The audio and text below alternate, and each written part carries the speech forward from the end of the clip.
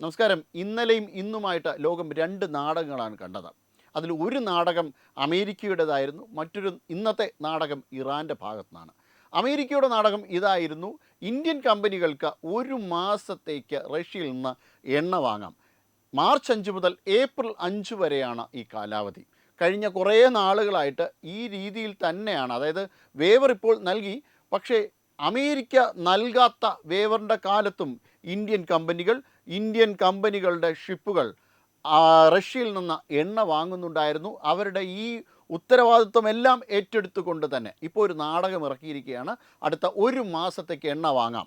അതിൻ്റെ ഏറ്റവും പ്രധാനപ്പെട്ട പിന്നിലെ ഉദ്ദേശം എന്ന് പറയുന്നത്, ഇന്ത്യക്ക് ഞങ്ങളിതാ അനുമതി നൽകിയിരിക്കുന്നു എന്ന് ലോകത്തിനെ കൊണ്ട് പറയിക്കുക. അമേരിക്കയുടെ ആ നാടകത്തിൽ വളരെ കൃത്യമായി അറിഞ്ഞുകൊണ്ട് തന്നെ വീഴുകയായിരുന്നു ഇന്ത്യയിലെ പ്രതിപക്ഷം. ഇനി മറ്റൊരു നാടകം നേരത്തെ പറഞ്ഞതുപോലെ ഇറാൻ്റെ ഭാഗത്താണ്.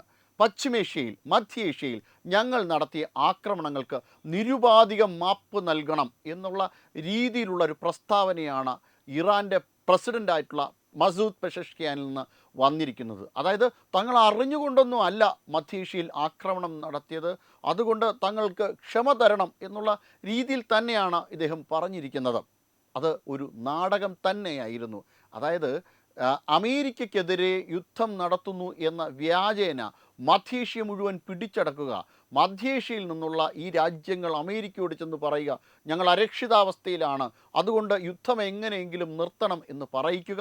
ഒപ്പം മധ്യേഷ്യയ്ക്ക് മുകളിലുള്ള തങ്ങളുടെ ശക്തി ഒന്നും കൂടെ തെളിയിക്കുക. ഇതായിരുന്നു ഇറാൻ്റെ ലക്ഷ്യം. ഇറാൻ ഈ ശക്തി പ്രകടിപ്പിക്കുവാൻ തന്നെയായിരുന്നു ഇസ്രായേലിൻ്റെ സർവനാശമാണ് തങ്ങളുടെ ലക്ഷ്യം എന്ന് ആയത്തുള്ള അലി ഖമൈനി പറഞ്ഞതും. അങ്ങനെ ഈ നാടകങ്ങളെല്ലാം തന്നെ പൊളിഞ്ഞു വീഴുന്ന ഒരു ഘട്ടമാണ് ഇപ്പോൾ കണ്ടത്. അതായത് അമേരിക്കയുടെ നാടകം പൊളിഞ്ഞു വീഴുന്നു എന്ന് പറയുമ്പോൾ അമേരിക്ക ചെറുതായിട്ടൊന്നുമല്ല ഇന്ത്യക്കെതിരെ പ്ലാൻ ചെയ്ത് വച്ചിരിക്കുന്നത്.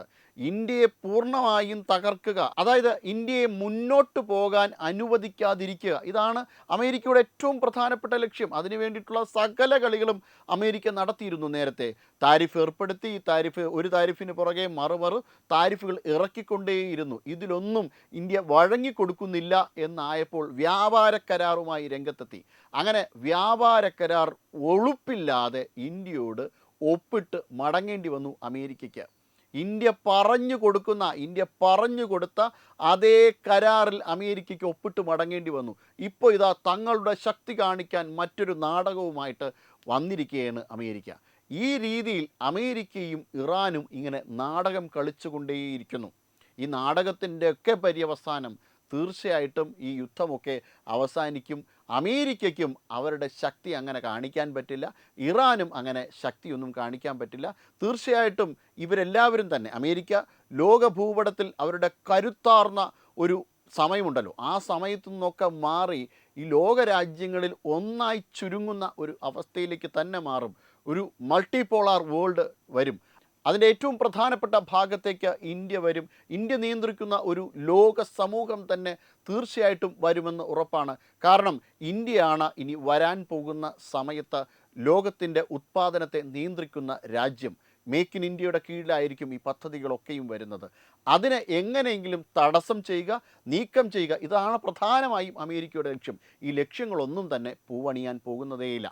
Web desk Tattvamayi news. AIDS control society. HIV AIDS സംബന്ധമായ സംശയങ്ങൾക്ക് 1097 എന്ന 24 മണിക്കൂറും പ്രവർത്തിക്കുന്ന ടോൾ ഫ്രീ നമ്പറിലേക്ക് വിളിക്കുക.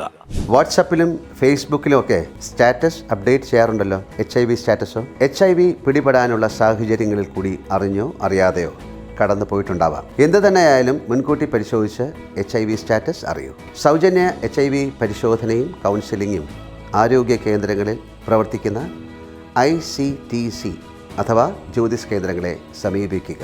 നിങ്ങളുടെ സ്റ്റാറ്റസ് എന്തായാലും വിവരങ്ങൾ രഹസ്യമായി സൂക്ഷിക്കുന്നതായിരിക്കും.